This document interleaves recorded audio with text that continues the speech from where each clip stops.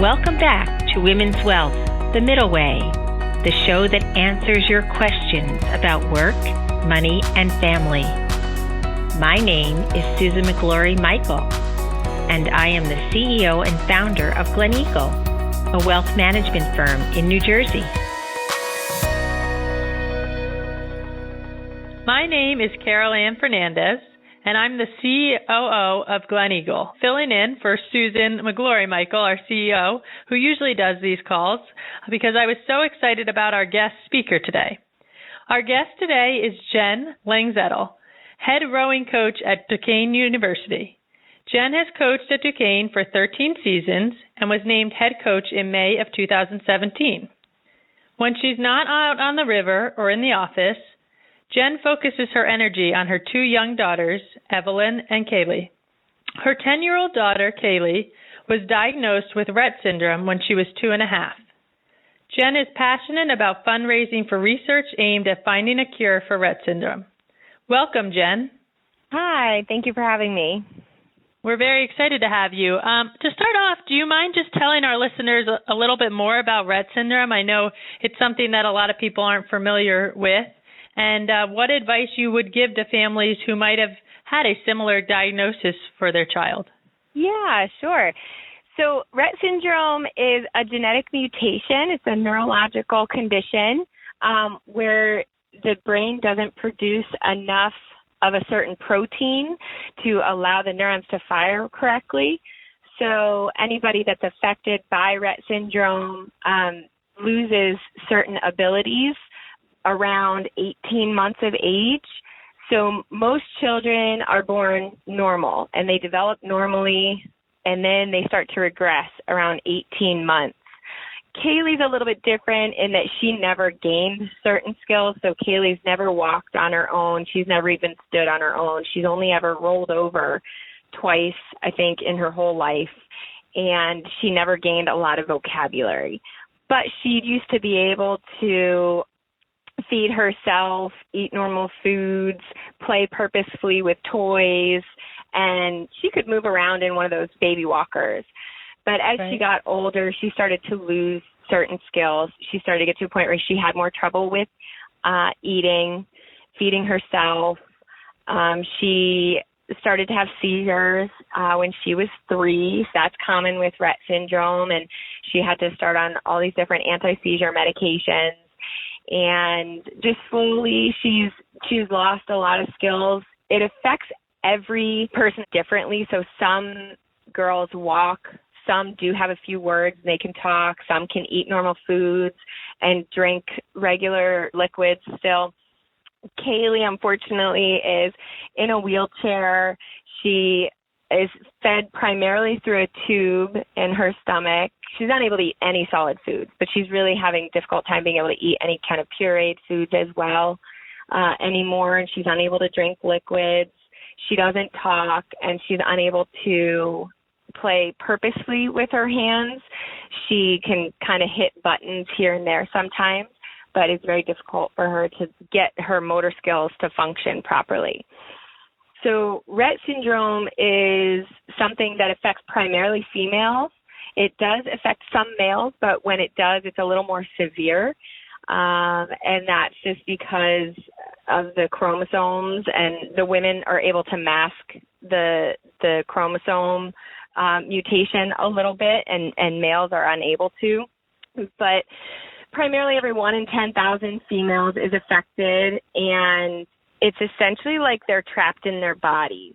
So they are able to understand everything that's said to them. And many, especially now with technology, many girls learn to communicate with assistive devices and are in mainstream education, are able to take tests with their peers and everything.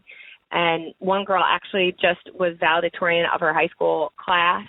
Wow. And that was all thanks to assistive technology. The problem is they can't get their bodies to respond. So they're pretty much just kind of trapped inside their body a little bit. What I would say to families that get a new diagnosis is get out there and network. That's just one of the biggest things to do. Realize that you are not alone. We had never heard of it before our daughter was diagnosed with it. And we've gotten to know so many people in the Pittsburgh area that also have daughters with it. We don't get together with them very often, but we're able to communicate via social media if we have any, questions, and I'm getting together. I got invited to a benefit this weekend for Rett Syndrome research. There's going to be a lot of parents there, and it's nice just to have that network of support. I've joined a couple groups on Facebook, but there is one that is Rett Syndrome parents, and it is just so helpful. Any questions, any concerns that you have, you can ask there. There's not judgment. Everybody's situation is a little bit different, and everybody at some point has the same thoughts and the same questions, the same concerns, and it's okay to ask the difficult questions and to ask any question that you might have to the community, because you would not be the only one that ever had that question. I think that's such a good point in anything in life, especially dealing with something like Rett syndrome. But, just networking and finding a group that's dealing with the same issues you are. There's so many opportunities, as you were saying, even with technology, of helping children that are dealing with Rett syndrome, but also with getting the knowledge, right, and meeting other people who are in a similar situation as you guys. So thank you so much for sharing so much about it. I had known nothing about it until, I was preparing for this interview and reading a little bit about it, but it's very interesting to hear from a parent like yourself who's dealing with it firsthand. It's more common than people realize, but, not something that somebody would know about because it's not talked about. It's not out there. It's not as prevalent as leukemia, childhood cancer, breast cancer, Down syndrome. Right. There's that information's all out there, and there's still a lot of these other disorders that, are affecting a lot of families. And so people just knowing that, they're not alone is really important. Yeah, so important. And I guess on that note, I know you're obviously a head rowing coach as well, which is not, an easy task, and a lot of time is taken up trying to do that. So how do you go about balancing being a mom, for your two daughters, as well as being a rowing coach, and just that work-family responsibility balance? I would honestly say I don't know if I balanced it well. I do my best.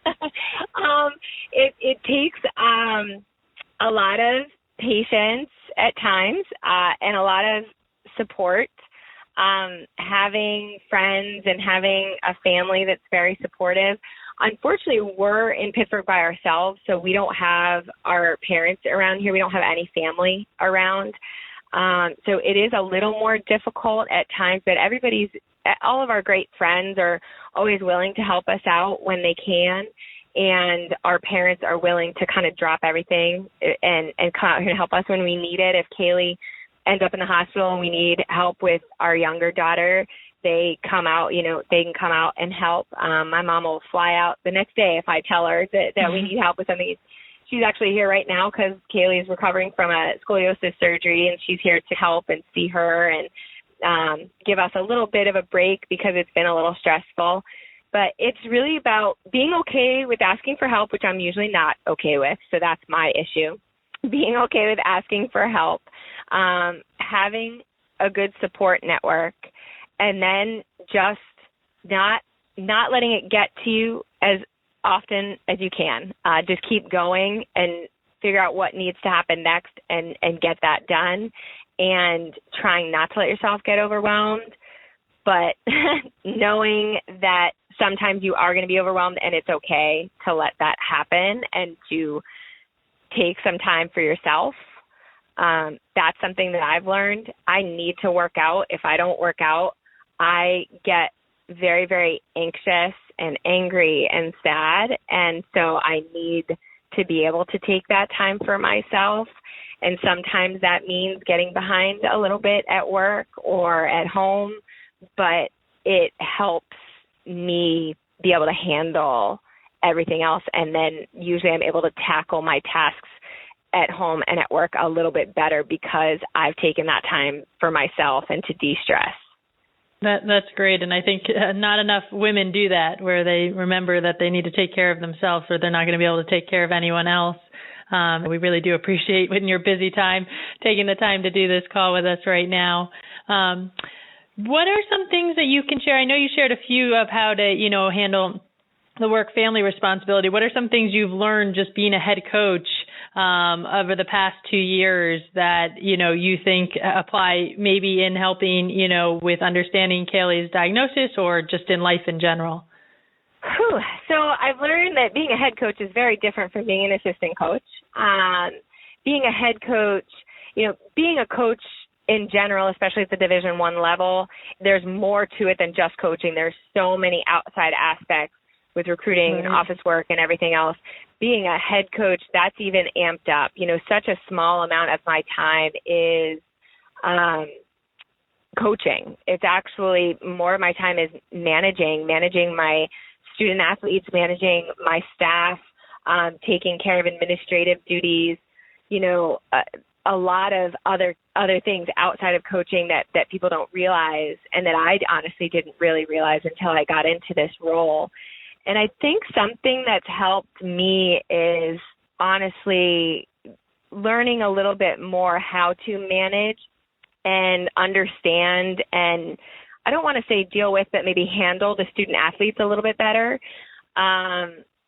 Each generation is a little bit different and, there's definitely a lot more happening around, mental health and self-care, and there's so many stressors that are put on students nowadays. So being able to handle that piece is really, really important, I think, to being successful as a coach. And that, I feel like that actually helps me a little bit at home in actually handling, things at home as well. And even just my 6-year-old, maybe more so than my 10-year-old with her starting school and understanding the stressors that are on these kids now and, how that maybe came about and how they've gotten to where they are based on where they started. And so, trying to use that in some of my parenting, even with my 6-year-old, to try to prepare her for, some of the stressors that she might have to deal with when she gets older. You've given so much great advice already that I almost feel silly asking you the last question. But, what is one piece of advice that you would give to women who are maybe looking to get into the athletic world, either as a coach or in some capacity, something that you think would help them? I think the biggest thing is really think about what you want to do. There are so many opportunities within athletics for females, and it's not just being a coach or being an assistant coach. I always thought growing up, I loved sports. I was more into sports than I was in school. I never realized that I could do anything in athletics, but when I was younger, I wanted to be involved in athletics and I wanted to be a coach. And I thought the only way that I could do that was to become a teacher so that I could teach and then coach, at whatever school that I was working at. And once I moved to Pittsburgh, started coaching a high school and got the opportunity to move to Duquesne as an assistant coach, I started to realize there are so many other opportunities out there within athletics for females. And so many more doors are opening up right now for females because of the push for the fact that females haven't really been coaches. They haven't really been involved in athletics. You can be a strength and conditioning coach. That stuff that's happening up at the professional level now, being on the field, being an athletic trainer for those programs, being a strength and conditioning coach, being a sports psychologist, all those kinds of things. There's so many opportunities. And women need to understand if that's their passion and that's what they want to do, they can do it.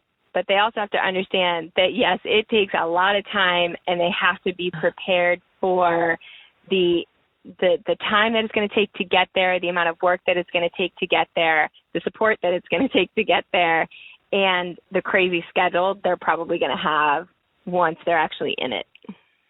I think that's great advice and such a good reminder that, if you really want to do something, there are opportunities. Obviously, they all take a lot of work, but, You were such an inspiration today, Jenn, and we really appreciate you coming on and sharing so much great advice. I know you told me before we started that you didn't think you had much to share, but I would highly disagree. I think everything you talked about, from handling, taking care of yourself to, family life balance and being a rowing coach, was just really amazing. So we appreciate you taking the time at this busy time of life to talk with us. Oh, well, thank you so much. I appreciated that you guys invited me to be on the podcast, and I really do hope that I gave some information to other women that might be helpful. Thanks for tuning into today's episode of Women's Wealth, The Middle Way. Make sure to subscribe to us and leave a review on iTunes, Spotify, SoundCloud, or your favorite podcast app. Join us for new episodes every other Wednesday. See you in 2 weeks.